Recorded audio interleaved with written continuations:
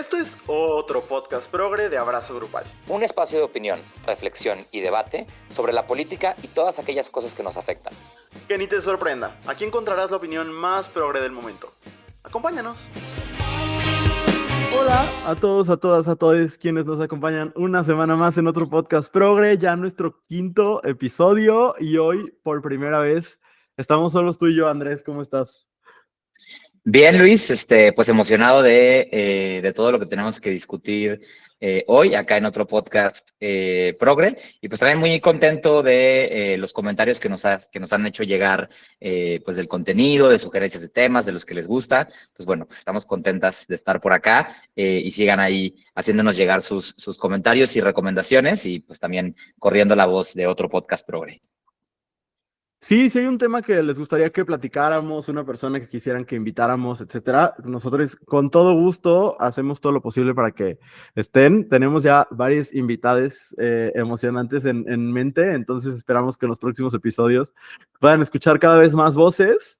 Pero por lo pronto necesitábamos también un momento para profundizar en las noticias, porque debemos confesarles que siempre queremos decir mil cosas y como que nos vamos apurando para poder llegar al momento de la entrevista y que esto no dure lo mismo que El Padrino. Entonces esperemos que hoy tengamos tiempo de hablar de todo. Y pues ahora sí que yo creo que no hay otra manera que empezar. Llevamos 3 episodios seguidos empezando con Estados Unidos, pero es que en México no está pasando mucho y allá está pasando todo. O sea, esta sensación como de que lo que estamos viviendo ahorita lo vamos a ver en los libros de texto. Entonces, Andrés, pues empezamos hablando de lo que todo el mundo está hablando. Así es, todo el mundo está hablando de eso, y además muchas personas me han escrito que están emocionadas de lo que tenemos que decir acá en otro podcast progre del tema, y pues es justamente que Biden se baja de la carrera presidencial en Estados Unidos y da su respaldo a Kamala Harris para ser la candidata. Ayer, domingo, aproximadamente a la 1:46 de la tarde de la hora de Washington, Biden subió a sus redes sociales una carta en la que, bueno, hace una retrospectiva de lo que para él ha sido su presidencia, y termina por anunciar que pues ya no se presentará como candidato demócrata a la elección presidencial que se llevará a cabo en tan solo 4 meses en Estados Unidos. Sin duda es algo que nunca había pasado en la política estadounidense. Es decir, ya había habido otros candidatos, presidentes candidatos que se habían bajado de la contienda, pero nunca con tan poco tiempo. Y pues bueno, eso es muy relevante porque nadie tiene la fórmula de cómo va a avanzar este tema. Entonces, bueno, más allá de que hay mucha especulación en redes sociales de cuáles son los siguientes pasos, sí es una encrucijada legal para el Partido Demócrata, pero sin duda pues también una bocanada de aire fresco y una pues esperanza de que puedan ser mucho más competitivos para vencer a Trump en la elección de noviembre. Biden, después de haberse aferrado mucho a su candidatura, termina por tomar esta decisión después de que pues prácticamente todo el mundo a su alrededor, Nancy Pelosi, el propio Obama, financiadores, diferentes personas importantes en el Partido Demócrata le habían ya sugerido que se hiciera a un lado para darle una mejor oportunidad a alguien pues más joven y con más energía, y pues es así que este domingo primero hace este anuncio en el que dice que no va a ser candidato, y después, pocos minutos después, hace un segundo anuncio en el que respalda a Kamala Harris como su potencial sucesora y como la candidata del Partido Demócrata. Esto es relevante por varias razones, porque digamos, por más que en este momento él haga este respaldo y pues todo el mundo estamos especulando que Kamala sea la candidata, aún no es oficial. Es decir, aún Kamala tiene que ganar la nominación del Partido Demócrata en un tiempo récord. Hay una primera llamada virtual el 7 de agosto para esta Convención Nacional Demócrata, y si no me equivoco es el 19 de agosto cuando ya se votará, los delegados del Partido Demócrata votarán quién será su candidatura, pero también pues me parece que es un mensaje muy contundente en el que Biden intenta asegurar que al menos él haya sido quien toma la decisión de la sucesión presidencial. Destaca que la gran mayoría de personas pues valiosas en el Partido Demócrata han salido automáticamente a respaldar a Kamala Harris, principalmente a quienes vemos que tienen una intención de estar en la boleta como vicepresidentes, pero algunas figuras claves, particularmente Nancy Pelosi y Barack Obama, no han salido a respaldar a Kamala Harris. Allá ya salieron a respaldarles. Nancy Pelosi sí. Obama no, Nancy Pelosi salió hace un ratito, pero sí, ya, Nancy Pelosi ya la respaldó oficialmente, Obama todavía no. Ah, bien, pues bueno, ahí vamos viendo la coyuntura en desarrollo, pero bueno, todo parece indicar que Kamala será la responsable de unificar el Partido Demócrata y de encabezar esa campaña.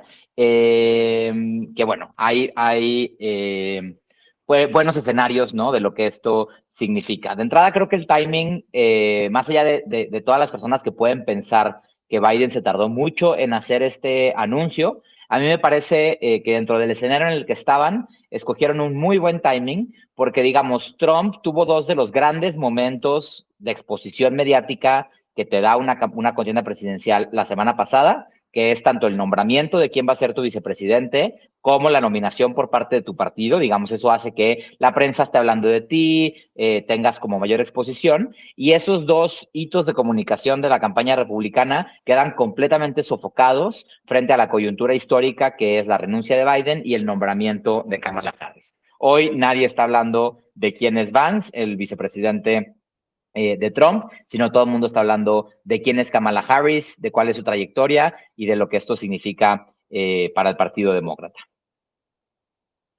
Debo decir que yo he pensado como muy mal de Joe Biden casi siempre, pero debo decir que me parece que es un acto también de genialidad comunicativa. Creo que fueron muy inteligentes. Parecía que no, ¿no? Parecía que estaba como empecinado en permanecer ahí. Seguramente hubo algo de terquedad, pero estaba pensando en esto, Andrés. La Convención Nacional Republicana estuvo prácticamente entera dedicada a pintar a Biden como un inepto, como un incapaz, y todo fue en vano, porque ahora Biden ya no estorba. Si tú revisas tanto el discurso totalmente descontrolado, con duración de 1 hora y media, tuvieron que haberle puesto un intermedio a esa madre que dio Biden, digo que dio Trump, perdón, en el momento en el que recibe la candidatura en la Convención Nacional Republicana, habla de Biden todo el tiempo. Incluso un día antes de la renuncia de Joe Biden a la candidatura, Trump estaba dedicando su discurso en un meeting a descalificar el IQ de Joe Biden, ese mismo que Marcelo Ebrard creyó que estaba hablando de él. Y resulta que ya nada de eso y como el messaging que tenían armado para la campaña, pues ya no les sirve, porque ahora ya no se trata de Joe Biden, e incluso se podría decir que el argumento que se construyó de este señor es demasiado viejo.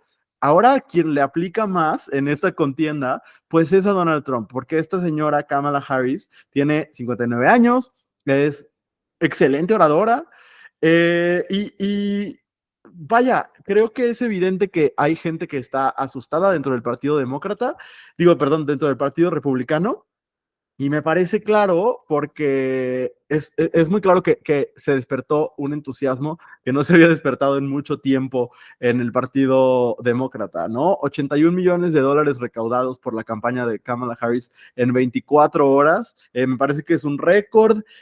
Ya empezaron los medios republicanos a tirarle a ella, como a querer demeritarla. Y yo he visto mucho esta crítica que le hacen mucho a las mujeres, ¿no? De su personalidad, ¿no? Es que su risa es fingida, es que su personalidad es poco encantadora, un poco lo que escuchábamos con Claudia Sheinbaum en México, ¿no? Entonces, pues de inicio creo que el arranque de Kamala Harris como candidata, si bien todavía se enfrenta a unas posibilidades que, siendo optimistas, son del 50-50, ¿no? Quizás un poco más en ventaja de Donald Trump. Sí creo que es un arranque que por lo menos genera el entusiasmo que Joe Biden no ha logrado generar desde que fue electo y que sí da una señal de una especie de apertura del Partido Demócrata a un cambio de postura, aunque es alguien pues hiper cercano a la administración actual, ¿no? Entonces, pues a mí me parece interesante, ¿no? Ahora tocará justo, ¿no? Definir vicepresidente y definir el rumbo de la campaña.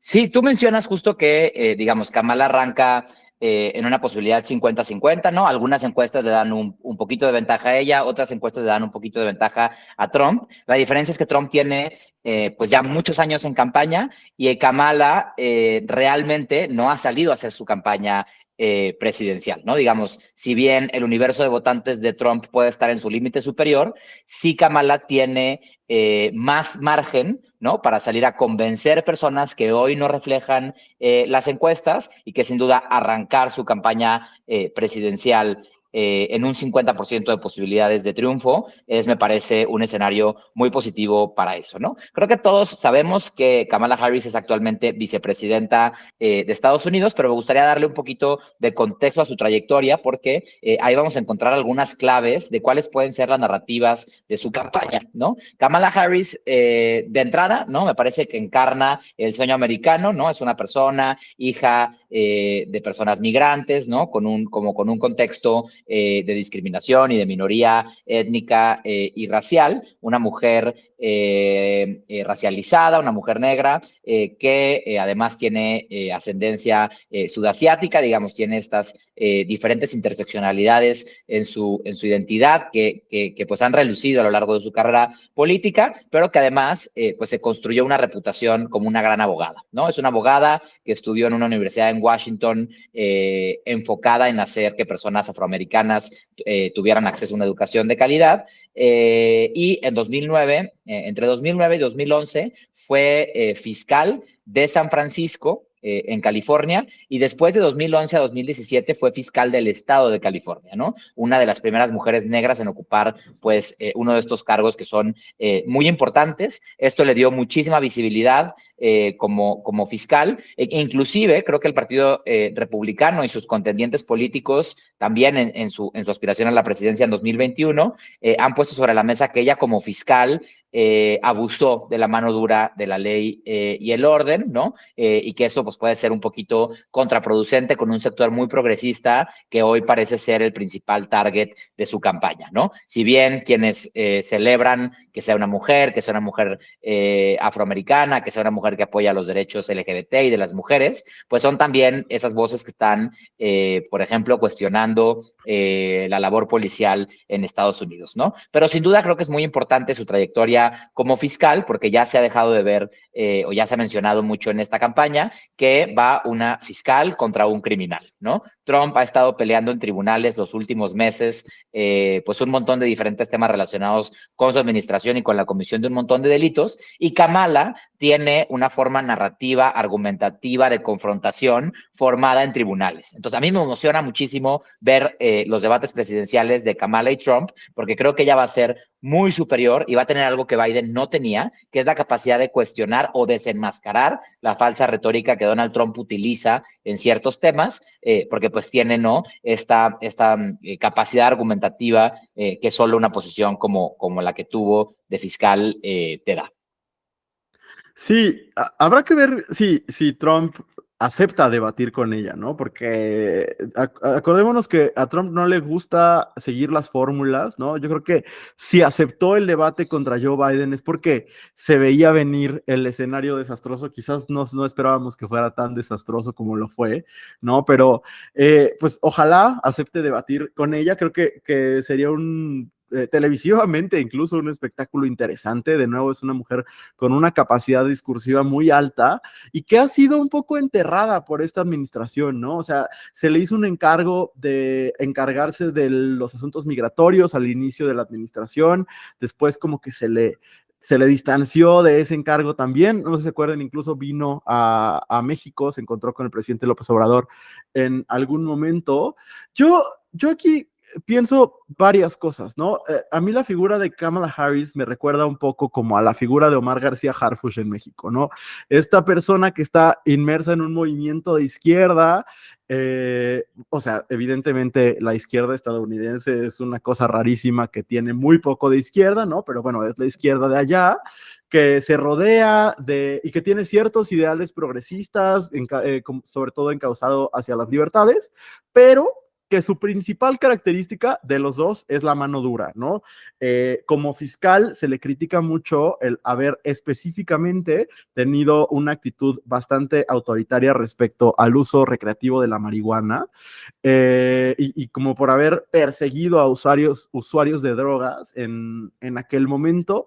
Sin embargo, bueno, también Kamala como figura política ha evolucionado bastante en los últimos tiempos. Esas posturas que tenía como fiscal ya no eran las posturas que tenía cuando quiso ser candidata en la elección pasada, y no han sido las posturas que tiene como vicepresidenta. Algo que le caracteriza, que aparte creo que es importante en un podcast como este, es que es bastante aliada de las personas LGBT. Me parece que tiene un hija queer, ¿no?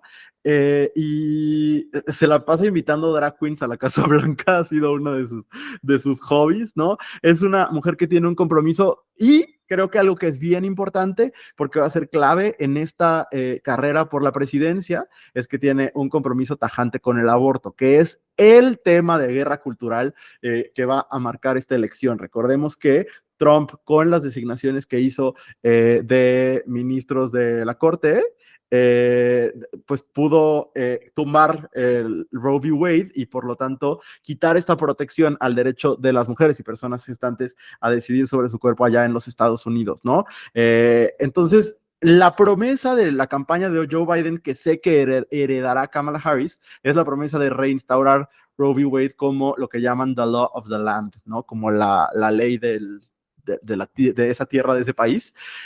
Y eso creo que ella es la mejor vocera para esto, ¿no? Mucho más que Joe Biden, Kamala Harris es la persona adecuada para defender el derecho al aborto y pues tenerlo como una insignia de campaña, recordando que la gran mayoría de los estadounidenses están a favor de que el aborto sea legal, ¿no? Entonces, en ese sentido, creo que Harris también es una designación bastante correcta para esa causa en particular. Ahora toca esto que te decía Andrés, que es elegir vicepresidente, ¿no? Y creo que hay una persona que tú y yo quisiéramos que fuera el vicepresidente. Yo te he visto en varios comentarios en redes entusiasmado por ello. Yo lo veo muy poco posible, pero quisiera preguntarte, ¿cómo ves esta búsqueda de vicepresidente de Kamala Harris? Bien, pues definitivamente, digo, se abre un escenario que hace pues apenas 24 horas no existía, ¿no? Que es una nueva conformación del boleto presidencial. Y entonces, bueno, si bien se ha especulado a lo largo de los últimos meses la posibilidad de este escenario y se han barajeado un montón de nombres, la realidad es que no existía una conversación real y seria sobre quién podría ocupar este lugar. Pero bueno, en las últimas horas se han empezado ya pues a dar rienda suelta en todos los posibles análisis. La gran mayoría de las personas que están consideradas para ocupar este boleto presidencial son gobernadores en funciones de diferentes estados, ¿no? De entrada, creo que es bien interesante el papel de Gretchen, quien es gobernadora de Michigan, una mujer muy bien posicionada, que inclusive se le ha considerado con posibilidades de tener una candidatura presidencial, ¿no? Y que ella, bueno, si bien parece ser una de las más sólidas, por los comentarios que otras personas han hecho de ella ha declarado que no va a abandonar Michigan, que en este momento no está buscando una posición de esa naturaleza, aunque deja abierta la posibilidad de buscar una candidatura presidencial en el futuro.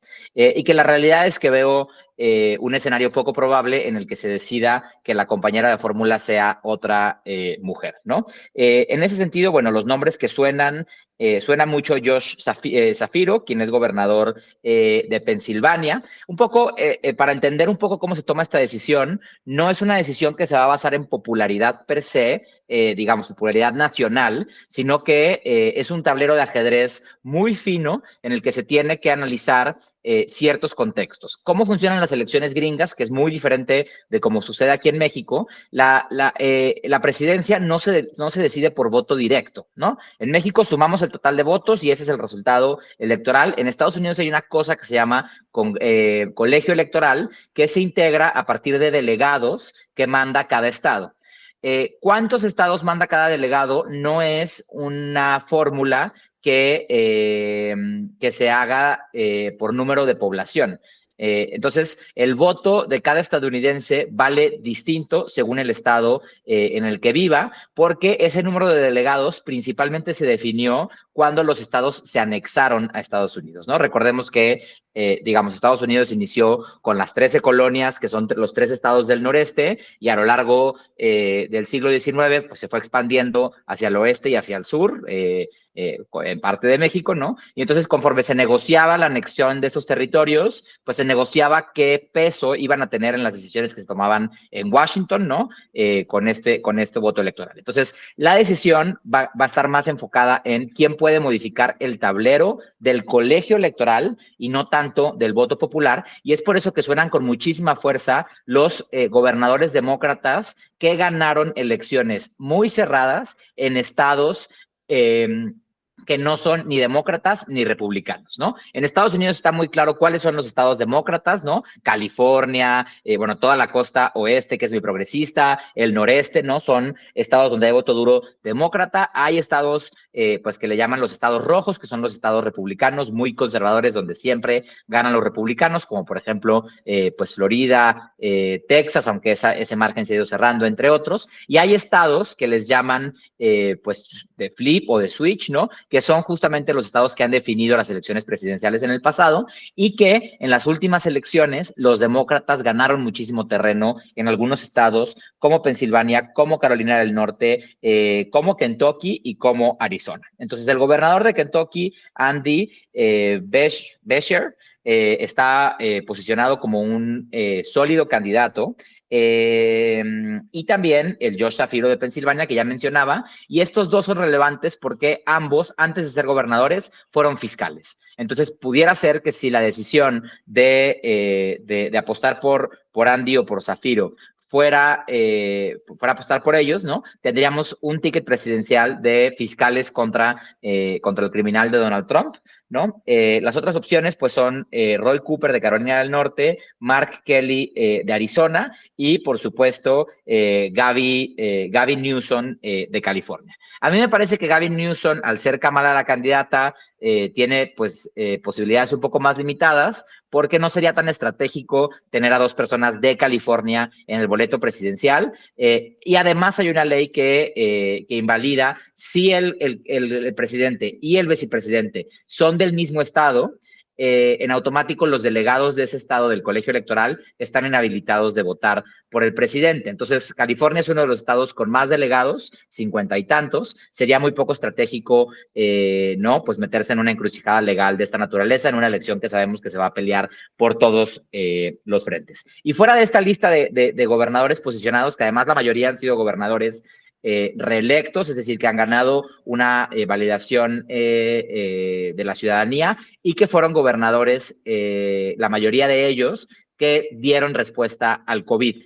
Y que entonces la gente les reconoce y son validados por el trabajo que hicieron en COVID y en temas relacionados con el acceso al derecho a la salud, que es una de las principales agendas del Partido Demócrata, pero particularmente Josh Shapiro, que es gobernador de Pensilvania, ha estado los últimos días en una fuerte visibilidad mediática porque el atentado contra Trump sucedió en Pensilvania. Y su respuesta al atentado es considerada por la mayoría de la opinión pública como buena, pero particularmente su respuesta al asesinato de uno de los asistentes del meeting ha sido considerada como muy empática y muy eficaz, y eso me parece que en las coyunturas le da una ventaja considerable. A mí me encantaría ver a Pete Buttigieg, quien fue el primer precandidato demócrata a la presidencia siendo abiertamente LGBT. Él fue alcalde de South Bend, Indiana, muy bien posicionado, muy querido, y después pues tuvo un buen papel, inclusive un mejor papel que Kamala Harris en las elecciones primarias de 2021. Kamala salió de la carrera antes que Pete Buttigieg. Pete Buttigieg llegó hasta un estado más avanzado en la nominación demócrata y fue nombrado como secretario de Transporte por el presidente Biden. Digamos, es una de las personas abiertamente LGBT que ha llegado más alto en la política estadounidense, y pues bueno, es un hito para los derechos de la diversidad sexual que hoy esté considerado pues con tantas posibilidades como vicepresidente en este ticket, ¿no? Naturalmente, pues pareciera que la opinión más común es que siendo Kamala una mujer afroamericana, defensora del aborto, tan LGBT, el ticket tendría que moderarse con alguna persona, hombre, blanco, heterosexual, con posturas moderadas. Pero bueno, eso es lo que se dice de bote pronto por algunos analistas. Yo creo que el escenario estadounidense está siendo tan polarizado que también de repente un ticket completamente progre puede ser una estrategia a considerar, ¿no? Entonces veremos, pues, sin duda en los próximos días cómo avanza este análisis, ¿no? Cómo empiezan a hacer los cálculos, ya que es una realidad que Kamala es potencialmente la candidata, pues ahora sí se van a ver escenarios con muchísima más claridad.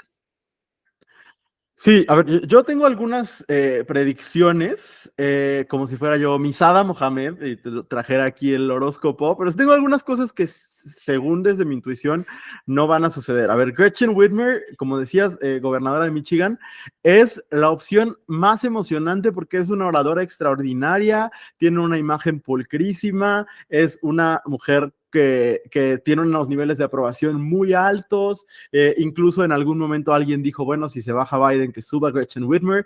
No va a pasar, porque, de nuevo, el Partido Demócrata no es muy conocido por tomar apuestas arriesgadas, por el contrario, ¿no?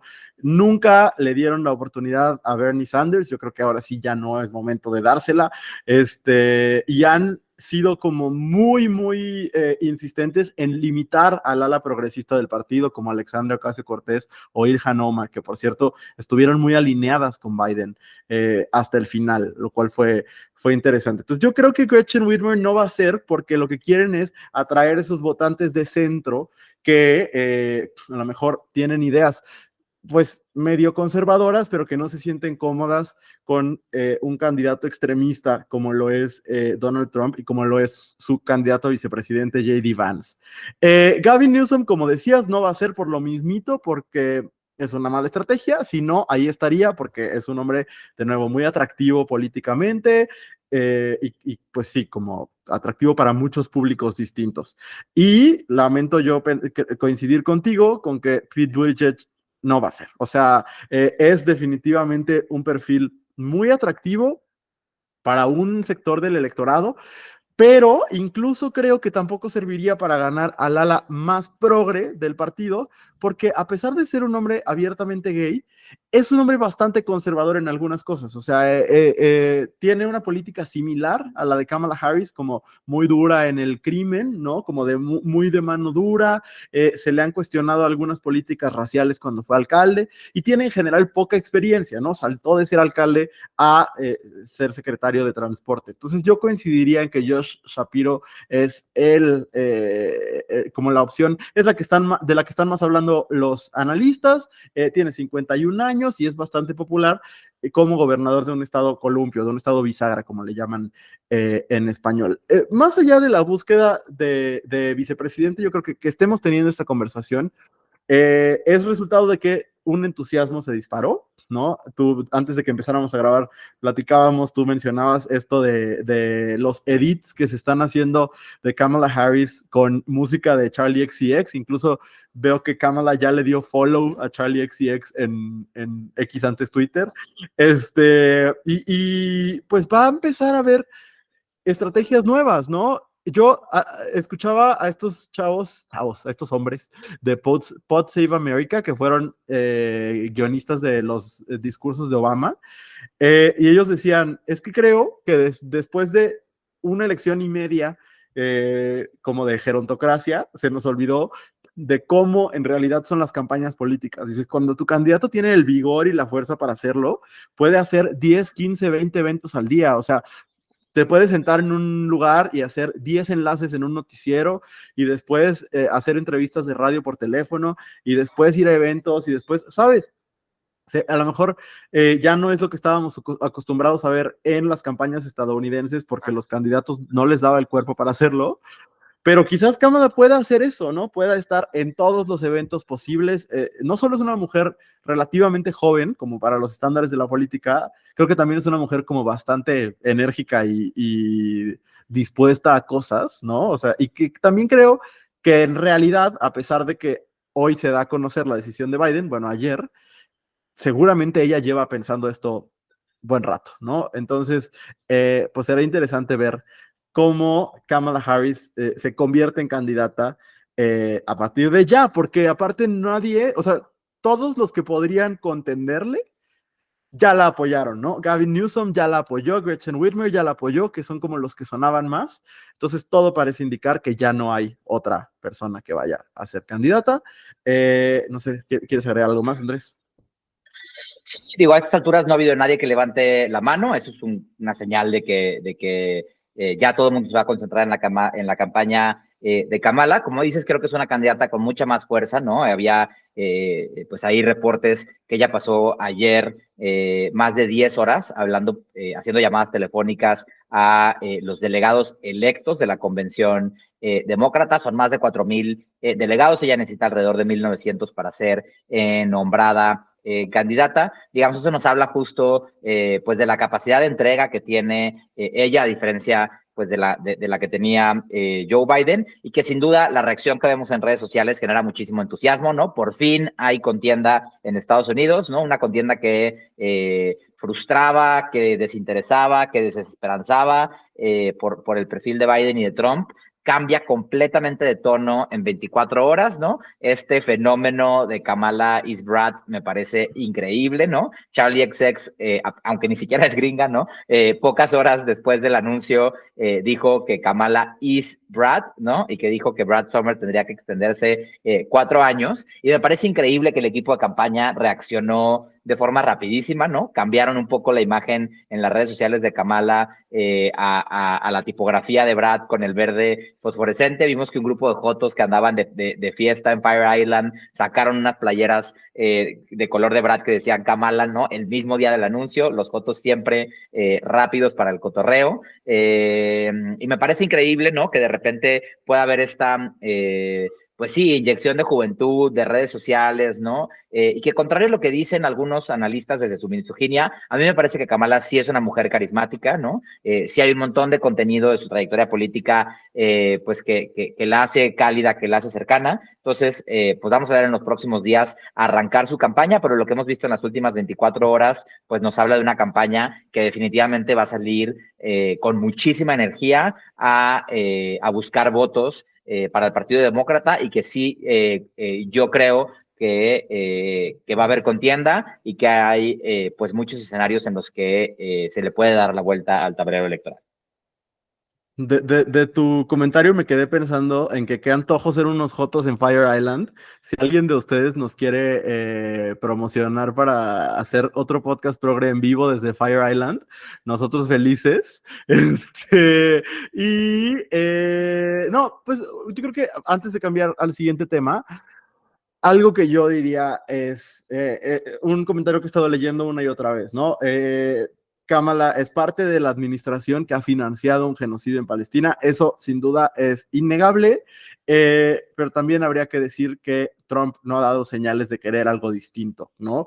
Trump ha dado señales de querer interrumpir cualquier ápice de protección a las personas trans, de deportaciones masivas, de acabar con las políticas de DEI de las que hablábamos la semana pasada.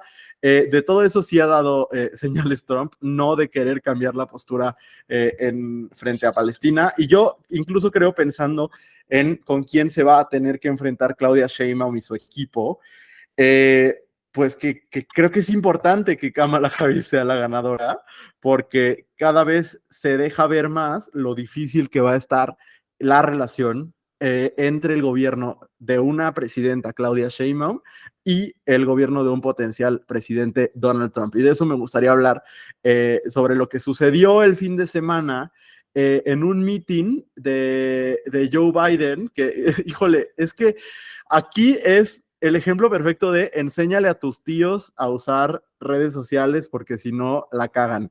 De inicio, yo dije meeting de Joe Biden y quería decir un meeting de Donald Trump. Resulta que estaba Donald Trump en un meeting y empieza a hablar de la política migratoria de López Obrador, ¿no? Dice que él le pidió al gobierno de López Obrador que, recordemos, sin decirlo por nombre, empieza a hablar de Marcelo Ebrard en el sentido de que él era el secretario de Relaciones Exteriores en ese momento, y dice Donald Trump que le pide a Ebrard que pongan un cierto número de soldados en la frontera con Estados Unidos para asegurarse que no pasaran, y que se rieron de él. Y Trump incluso dice, odio que se rían de mí, ¿no? De verdad, Trump no tiene ningún miedo en mostrar como su fase más tiránica, ¿no? Y que entonces él le dice, como odio que se rían de mí, entonces le propone que va a poner un impuesto del 10% a las exportaciones de autos, ¿no? O sea, los autos que entren de México a Estados Unidos. Dice, y si no nos hacen caso, va a ser 20%, y si no nos hacen caso, la próxima semana va a ser 30%, hasta llegar al 100%. Y ahí habla, ¿no? Pues presume el haber manipulado, chantajeado al gobierno de México, de quien dice, por cierto, el presidente es un tipazo y es su amigo, y dice esta frase que no sé, Andrés, ahorita me dirás tú qué entiendes por ello, porque dice Trump, el presidente es una gran persona, ya no es presidente. Yo no sé si él crea que ya cambió la presidencia en México o si quiso hacer un comentario de que ya no está gobernando, no lo entiendo muy bien, pero eso es lo que dijo. Y resulta que suben a las redes un video en el que después aparece hablando de una persona a la que se refiere que tiene un IQ bajísimo, creo que dice un IQ menor que 50, una cosa así, y mucha gente interpretó que se refería a Marcelo Ebrard porque en esta edición del video parece que es continuidad de su mismo discurso. Entonces, Ebrard responde y me quedé en la respuesta de Claudia Sheinbaum, que me pareció que sí faltó como un poco de inteligencia o de estrategia en la respuesta, porque al decir, ¿no? Lamento el lenguaje soez del expresidente Trump y desde luego discrepo de su opinión sobre Marcelo Ebrard. Para mí es uno de los mejores servidores públicos de México y será un gran secretario de Economía de nuestro país, que nadie debe olvidar, es libre y soberano. Eh, Esto hubiera estado muy bien si no se hubiera, si no se estuviera respondiendo a un video manipulado, ¿no? Por un lado, o sea, como que me parece una doble señal. Por un lado, me gusta esta idea tanto de Marcelo Ebrard como de Claudia Sheinbaum de firmeza frente a los ataques y los intentos de chantaje de Donald Trump, porque también hay que ser justos, si bien a lo mejor el clip en el que dice que el IQ de la persona no se refería a Ebrard, sí se burló de Marcelo Ebrard, ¿no? Al recordar como entre risas este chantaje de, sí, pues entonces te subo los impuestos a los autos, etcétera. Y pues por un lado te digo, es una buena señal de firmeza frente a un tirano. Por otro lado, no sé qué tan buena idea es iniciar pleitos con alguien que tiene altas probabilidades de ser el presidente de Estados Unidos cuando vas a tener que tratar con él sí o sí. Y sabes que es un güey vengativo pues sí, en general un ojete, ¿no? No sé cómo viste tú toda esta historia. Pues coincido contigo en la idea de que, pues de que es un poco chafa, ¿no? Que personas que están en ese nivel, digamos, Ebrard va a ser secretario de Economía de un país como México, que es una de las principales economías del mundo, y que, ¿no? O sea, verlo tropezar con algo tan básico como la edición de videos en redes sociales, pues me parece que es un poco frustrante y desilusionante inclusive, ¿no? Pensarías que esas personas pues están a lo menos asesoradas, ¿no? En estas cosas. Y eso me hace también pensar que quizá no fue tanto un error, ¿no? O sea, yo desde un punto de vista de teoría de conspiración, me parece que el timing en el que se dan estas declaraciones de Brad y de Sheinbaum, pues es especial, ¿no? Ver a Sheinbaum posicionarse en contra de Trump al mismo tiempo que se discute la candidatura de Kamala y que las redes estallan ante la posibilidad de tener dos mujeres gobernando dos de los países de América del Norte, pues me parece que abona, ¿no? A las diferentes interpretaciones que se pueden dar de la postura que va a tener, México, ¿no? Bueno, los liderazgos políticos mexicanos, ¿no? Ante el escenario electoral que se está decantando en Estados Unidos, ¿no? Vemos, pues, en las redes ya empezar a surgir el Claumala, ¿no? Ya hay quienes pues nos cuentan historias de cómo pues Claudia le romperá el corazón al Xóchitl por estar deslumbrada por la nueva figura que aparece en el escenario, que es Kamala Harris, ¿no? Entonces, bueno, veremos ahí qué historia nos cuentan las redes alrededor de, pues de la potencial relación diplomática que tendrán o que podrían tener Kamala y Claudia en un escenario, pero bueno, creo que sin duda el hecho de que Claudia Sheinbaum haya sido electa presidenta de México incide en algún sentido, ¿no? En el escenario electoral estadounidense, ¿no? Que ha sido mucho más misógino que el mexicano, ¿no? Y que siempre, pues, se ha cuestionado la posibilidad de que Estados Unidos sea gobernado por una mujer, ¿no? Entonces, bueno, me parece que hay ahí un gran signo de interrogación sobre si esto fue solo una gran metida de pata de los boomers del gabinete, ¿no? Que ahorita que hablemos del jueves de gabinete, pues hay que comentarlo, es un gabinete muy boomer, o si pues trae ahí mensaje oculto. Pues yo creo que no hay mucho más que decir y qué bueno que das pie para que hablemos de el cuarto, quinto, ya no me acuerdo, quinto capítulo del Jueves de Gabinete, final de temporada, ¿no? De alguna forma, porque ya se acabó de revelar el gabinete, aunque me parece que este jueves ya empieza a hablar del gabinete ampliado, ¿no? Pero esta semana, la verdad, es una serie que se vuelve cada vez menos emocionante, como cualquier cosa que escribió Ryan Murphy, porque en realidad ya ahorita, pues digamos que, bueno, fíjate que este jueves me pareció un poco escandaloso, poco noticioso, pero sí emocionante, sí una señal en la dirección correcta. Tenemos oficialmente secretaria de Cultura, secretaria de Turismo y secretario de Trabajo y Previsión Social. Y empezaré con la secretaria de Cultura, Claudia Curiel de Icaza, porque hubo varias cosas que me llamaron la atención, ¿no? Ella es secretaria de Cultura de la Ciudad de México actualmente, lo cual, de nuevo, es un paso hacia el sello propio, ¿no? O sea, es Claudia trabajando con su gente, con la gente que le ha funcionado. Susana Harp estará muy triste en su casa cantando porque no le tocó hueso una vez más, ¿no? Se había emberrinchado por la candidatura a gobernadora y ahora por la Secretaría de Cultura, pero bueno, queda esta mujer que he escuchado muy buenos comentarios, incluso de gente queer que está como involucrada en la cultura en la Ciudad de México. Al parecer, justo fue una aliada, ¿no? Como que llevó varios espectáculos alternativos con propuesta disidente, lo cual me parece interesante.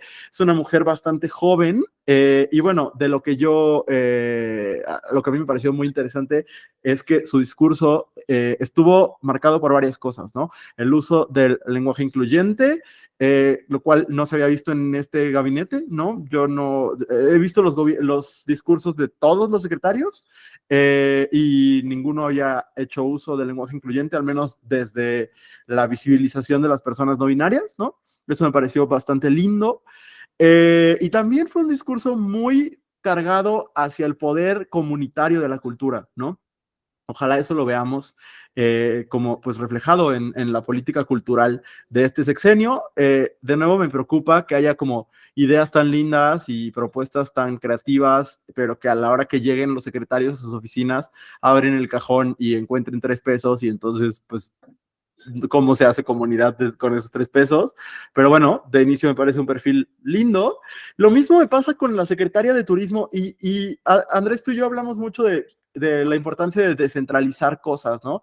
Y esto me parece una señal buena. Creo que es un gabinete muy chilango y ella es la excepción, ¿no? Josefina Rodríguez es actualmente secretaria de Turismo de Tlaxcala y fue la encargada de implementar una estrategia que a mí me pareció muy linda. La campaña de Tlaxcala sí existe, que tomó un meme del internet y lo resignificó, ¿no? Esta burla constante de que Tlaxcala no existe, de que es un mito, etcétera. En lugar de ofenderse con eso, tomó este discurso contra Tlaxcala y se lo apropió, hizo una marca sobre ello y creo que eso me parece muy interesante porque creo que esa creatividad le viene bien al turismo en México y también la perspectiva de una mujer que nada tiene que ver con la capital, ¿no? Eso creo que es pues bastante positivo. También una mujer súper joven, que en un tema muy superficial, también no solo fue el gabinete más joven, fue el gabinete mejor vestido. Los 3 se veían impecables. Y finalmente, la continuidad de Marat Baruch Bolaños como secretario del Trabajo, ¿no?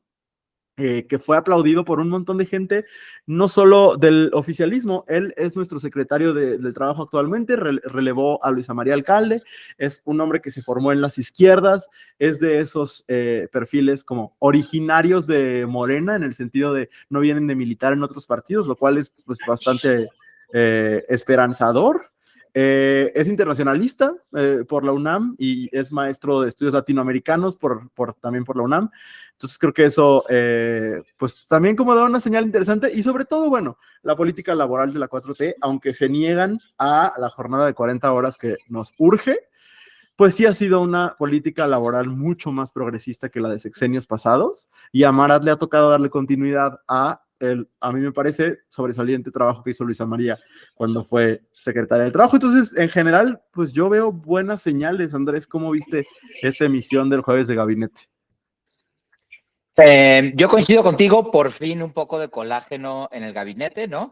La mayoría de las personas, bueno, ahora el promedio de edad del gabinete pues bajó un poquito, ¿no? Al presentar personas jóvenes, pero pues me quedo, como ya lo mencionabas, ¿no? Con la sensación de que es un gabinete sumamente chilango, y aunque celebro las mismas cosas que celebras tú de los últimos nombramientos, sí creo que Claudia hizo una campaña muy chilangocentrista, y me preocupa que se rodee de tantos perfiles pues chilangos, ¿no? En un país tan centralizado. A mí me llamaba mucho la atención en Guadalajara ver durante su campaña espectaculares en los que ella salía con el monumento a la Revolución de fondo, que no me parece que sea un símbolo que identifica a todas las mexicanas, ¿no? Pero bueno, pues veamos cómo esto le permite a ella consolidar su gobierno. Igual he escuchado, igual que tú, pues muy buenas referencias de lo que hizo la Secretaría de Cultura en términos de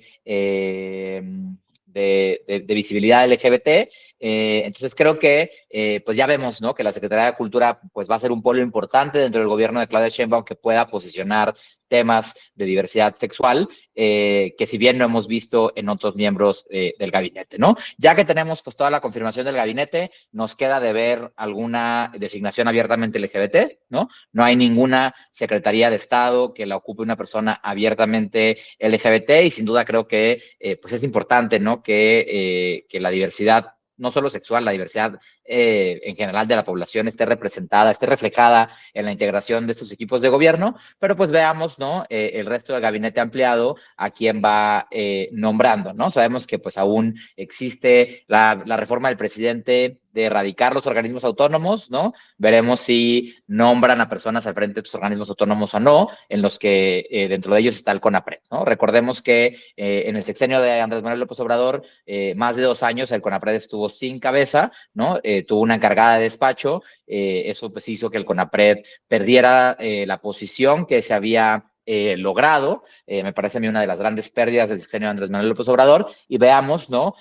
Hacia dónde apunta pues puestos que son clave, a lo menos para las agendas que abordamos aquí en otro podcast progre. Entonces veamos si en estos espacios hay personas abiertamente LGBT, o personas indígenas, u otras poblaciones, personas con discapacidad, ¿no? Poblaciones que están subrepresentadas en la política nacional, y que sería importante ver designaciones que nos representen en este sentido.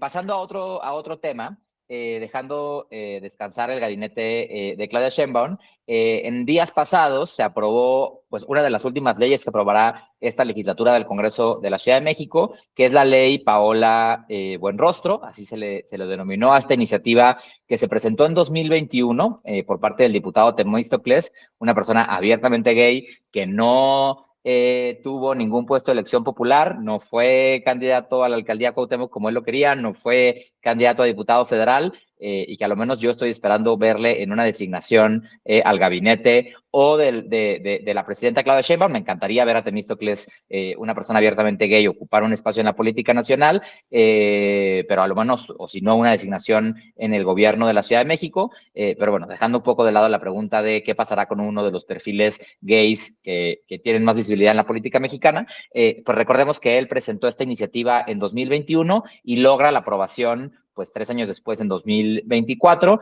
que es una iniciativa que crea el tipo penal de transfeminicidio. Se llama Paola Buenrostro porque Paola Buenrostro fue una trabajadora sexual quien fue asesinada en 2016 en la Ciudad de México mientras ejercía el trabajo sexual. Una persona detuvo su coche, ella se acercó pues a dialogar con el potencial cliente y le disparó desde su auto. Él después, en el proceso judicial que enfrentó, confesó que le había disparado después de haber escuchado su voz, es decir, después de haberse percatado que era una mujer trans, decidió asesinarla.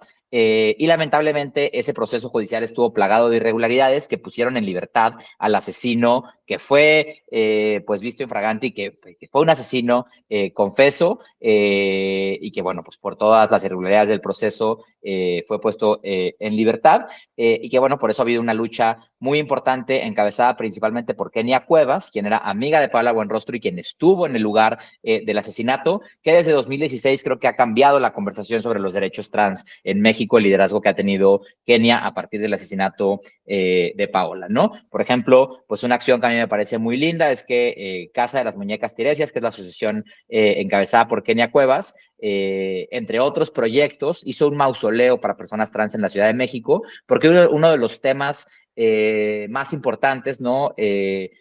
Cuando hay asesinatos de personas trans o muertes de personas trans, pues es que si la familia reclama sus cuerpos, muchas veces se les entierra con su nombre legal, se les hace un funeral con ropa que no representa su identidad de género, ¿no?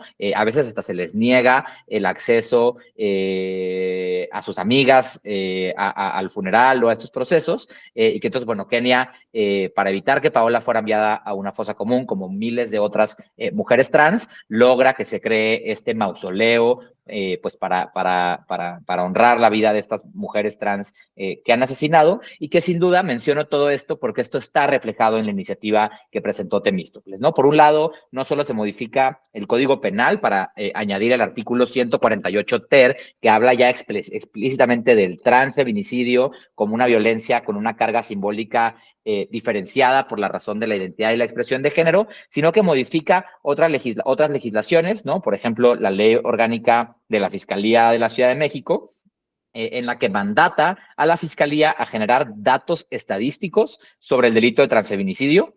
Esto sin duda va a ser un hito muy importante porque hoy pues no se registran estos crímenes de odio y por ende no se toman acciones para la prevención, no solo la sanción de los transfeminicidios que lamentablemente ya ocurrieron, sino para que existan políticas de prevención de este delito en específico, pero también se modifica el Código Civil a la Ley de Víctimas para añadir el concepto de familia social. La Ley de Víctimas establece que cuando la familia no reclama el cuerpo o si la familia reclama el cuerpo, pero esto afecta la esfera de derechos de la persona muerta en términos de su identidad, puede ser la familia social quien reclame el cuerpo y quien lleve a cabo pues todos los trámites, ¿no? Que implica el seguimiento a un asesinato o a una muerte violenta, ¿no? Entonces me parece que más allá de la creación del tipo penal, el hecho de que el término familia social se incorpore ya al marco jurídico mexicano es un precedente importantísimo, ¿no? Es la primera legislación que habla ya explícitamente de la familia social como sujeta de derechos, ¿no? Y es un hito pues que seguramente va a ir permeando en el derecho mexicano en los próximos años y que es muy importante, ¿no? No es la Ciudad de México el primer estado en tipificar el transfeminicidio, es el segundo. Recordemos que hace poco fue Nayarit el primer estado, donde también Kenia Cuevas tiene una sede de su organización Casa de las Muñecas Tiresias y que también, bueno, creo que hay un activismo local de Nayarit que logró hitos importantes en los últimos años, como esta legislación y también como la derogación del delito de contagio de VIH hace apenas unos meses, ¿no? Entonces, sin duda, pues es una noticia muy importante que, bueno, fue comida por el anuncio de Biden y Kamala, ¿no? En el espacio mediático, pero que creo que es muy importante que se visibilicen estos espacios y que, bueno, muy probablemente en un futuro será interesante tener aquí en otro podcast progre a Kenia Cuevas, quien, entre otras cosas, no nos pudo acompañar hoy porque estuvo en la presentación del gabinete de Alessandra Rojo de la Vega, alcaldesa electa de la alcaldía Cuauhtémoc, por el PAN-PRI-PRD, porque fue presentada como responsable de la política de derechos humanos del gabinete de Alessandra Rojo de la Vega. Una decisión que a mí me conflictúa un poquito. Yo reconozco muchísimo el liderazgo de Kenia Cuevas y me parece que es muy valioso que ella decida hacer una apuesta por la política institucional y electoral.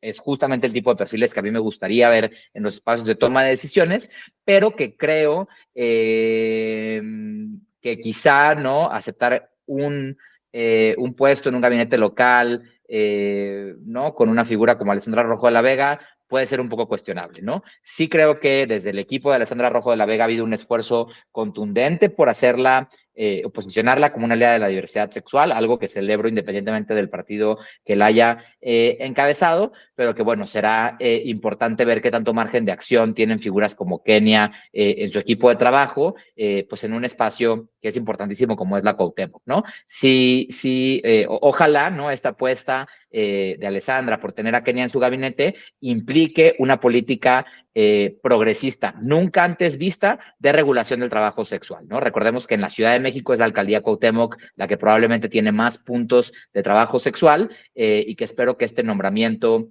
por parte de la alcaldesa sea una señal pues de reglamentos y de protocolos y de trabajo institucional que reconozca que el trabajo sexual es trabajo y que garantice que se haga en condiciones de seguridad, con acceso a la salud y con un montón de otras prestaciones y derechos. Oye, bajita la mano, el nombre de Alessandra Rojo de la Vega no ha dejado de estar en las noticias desde la elección. Me parece muy característico de ella, que creo que es la Mariana Rodríguez Cantú de la Ciudad de México, pero, pero muy interesante, ¿no? Porque creo que muchos quisieran tener la cobertura que Alessandra tiene y creo que ya como alcaldesa, creo que no va a dejar de hacer ruido, ¿no? Y igual iba a seguir la tradición de su antecesora, la icónica y problemática Sandra Cuevas.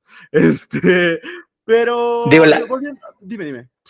la vara no está muy alta para Alessandra Rojo de la Vega y también digo, para quien no ha seguido las noticias, pues ha estado en boca de todos porque pues está desafiando al monrealismo, un grupo político pues que se había adueñado de la política en la Cuauhtémoc. Alessandra le ganó a Katy Monreal, la hija de Ricardo Monreal, quienes pues han impugnado la elección y Alessandra pues ya acusa que amenazarán la gobernabilidad de la alcaldía Cuauhtémoc, ¿no? Entonces, sin duda, creo que enfrentar a una figura del tamaño de Ricardo Monreal no es cosa sencilla, ¿no? Disputar la capital, bueno, el corazón de la Ciudad de México, donde es la capital federal, pues es importante. Y si ella lo hace bien, a diferencia de Sandra Cuevas, ¿no?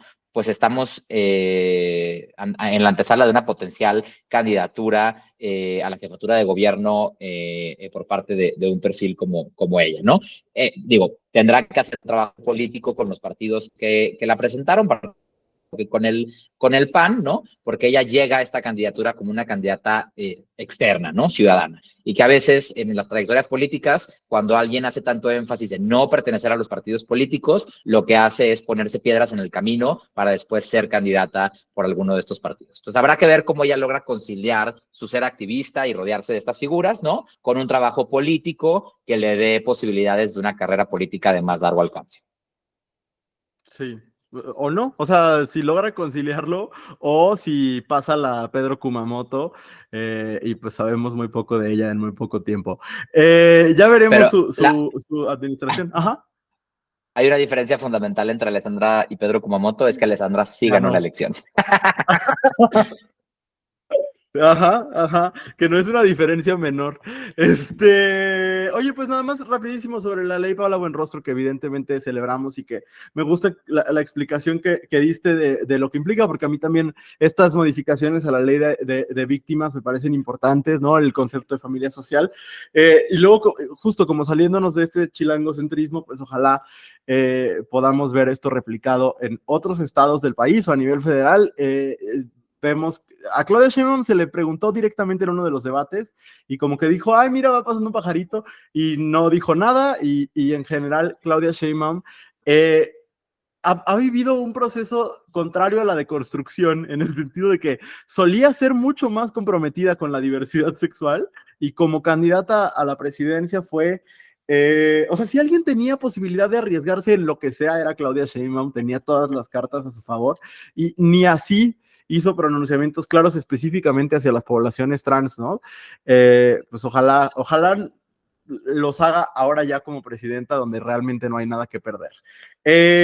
Rapidísimo, porque pues hablamos mucho de todo, pero Alito Moreno, una vez más, ya se registró oficialmente para reelegirse. Todavía no hay nadie que se registre para competirle, pero pues todo parece indicar que el actual presidente del PRI será también el futuro presidente del PRI y que seguramente logrará lo que él ha prometido, ¿no? Que es expulsar a todos los que se le oponen, a los que acusa de unas cosas terribles en medios nacionales. Pero hablando de cosas terribles, sale una nota en el Reforma esta semana que dice que Alito Moreno es propietario de una gran franja de playa en la zona de Champotón, en Campeche. Él fue gobernador de Campeche.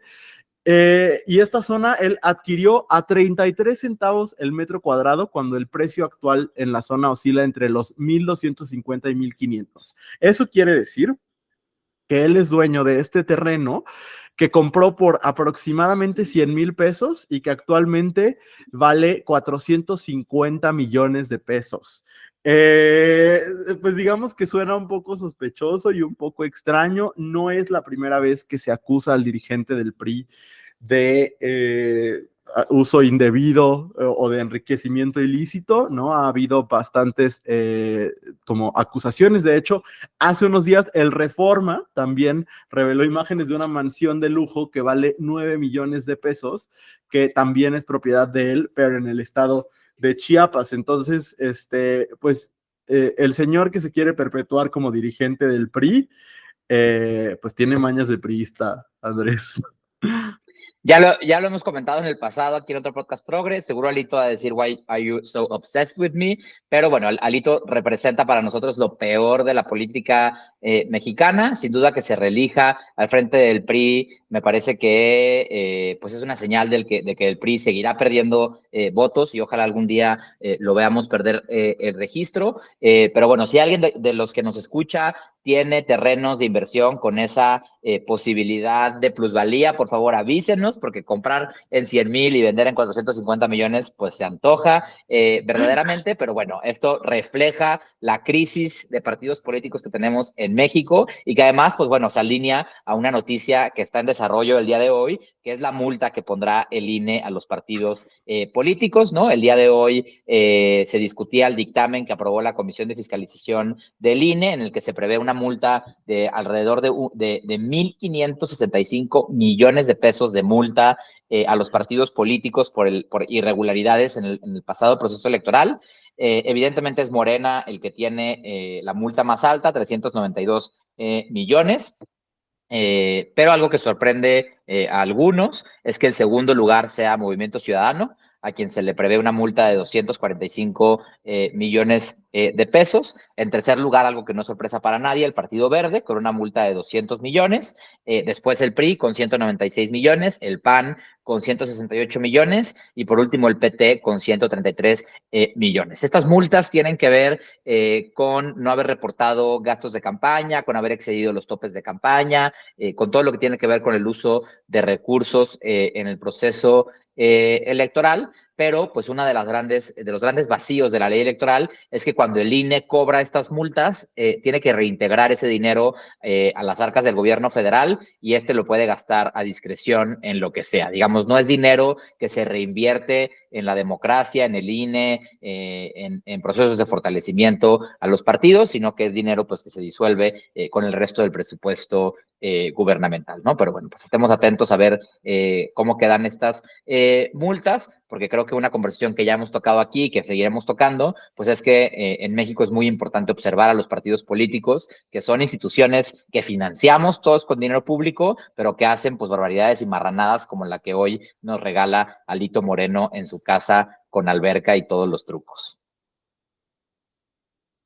Sí, total. Hace rato dijiste que iba a preguntar a Alito que por qué estábamos tan obsesionados con él. La verdad, yo creo que no hay nadie más obsesionado con Alito Moreno que Alito Moreno, así que no creo que haya tanto problema.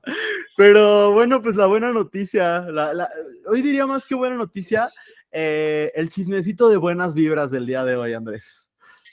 Para cerrar este capítulo, sí, con buenas vibras, pues yo les saludo aquí a quienes nos escuchan de otro podcast progre desde el estado de Guanajuato, porque estoy pues acompañando una película acá en el Festival Internacional de Cine de Guanajuato, que esta edición se posiciona como un espacio pues muy abierto a la disidencia de la diversidad sexual. Hay un montón de películas y un montón de guiños del Festival de Cine de Guanajuato hacia la diversidad sexual.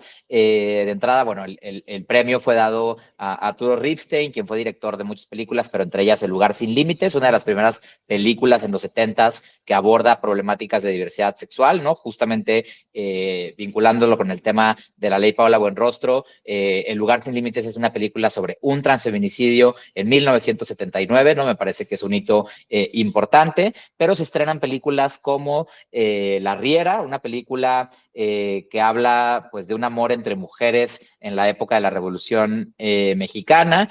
Pues está Mi pecho está lleno de centellas, que es el documental de Gal Castellanos, un director, un hombre trans, quien hace un documental muy íntimo, autobiográfico, sobre pues cómo su mamá se va a Turquía a buscar a su amante de Facebook, días después de que su papá murió, y pues en estos cambios de vida, Gal se encuentra en un escenario en el que empieza a explorar su transición de género. Es una película increíble que documenta un proceso de transición y que visibiliza pues identidades transmasculinas que hemos visto pocas veces representadas en el cine. Me parece muy valioso. Inclusive la sección de niños tiene documentales que hablan sobre la inclusión. Hay un montón de cortometrajes, ahorita tú nos vas a platicar de uno, que hablan también de temas que tienen que ver con la diversidad sexual, y me parece pues que es muy importante destacar que esto suceda en el Festival de Cine de Guanajuato, que este fin de semana Guanajuato se convierta en un oasis para hablar de temas de diversidad, siendo uno de los estados